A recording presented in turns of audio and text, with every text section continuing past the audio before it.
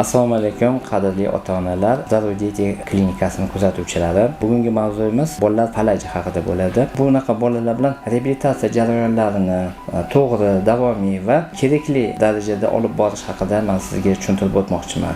Reabilitatsiya jarayonlarini vaqtida va kerakli tarzda olib boradigan bo'lsak, bolalar sabab falajini ancha vaqtliroq reabilitatsiya qilib va sog'lom turmushga, sog'lom hayotga qaytarishimiz ehtimoli juda yuqori. Endi bolalar sabab falajiga o'xshagan yana bir necha kasalliklarimiz bor. Meningensefalit asorati, insult bolalarda uchraydigan insult asoratlari va holatlar bo'yicha ham ishlab kelmoqdamiz. Hozirdan to'g'ri tashxis qilib va ularga to'g'ri yo'nalish berish imkoniyatiga ega. Bolalar sabab falajining 5 ta turi bor. Pastik tetraplegiya, diskinetik turi, ataksik va atanik formasi deymiz va gemiplegik formasi. Yarim qism. Masalan, gemiplegik formasini oladigan bo'lsak, bir tarafi ishlamaydi-ku, bolam yuryapti-ku degan gapning o'zi yetarli emas. Chunki ma'lum bir vaqt o'tgandan keyin bir taraf ishlamagan bola ikkinchi sog'lom tarafiga nisbatan orqada qoladi va ikkilamchi skoliozni keltirib chiqaradi. Shuning uchun bola sabab falajining yengil darajasini, og'irmi, qanaqa darajasidan qat'iy nazar reabilitatsiya jarayonlari 18 yoshgacha olib borish shart. Bola sabab falaji u organik hisoblanadi. Uni o'qishi, hayoti, turmush tarzi, adaptatsiya mexanizmlariga ham uni ta'siri bor. Har bir narsani, har bir kasallikni o'z vaqtida davolagan ma'qul va shuning uchun Zarur dietetika klinikasiga murojaat qilinglar. Bahol qudrat qo'limizdan kelgancha sizga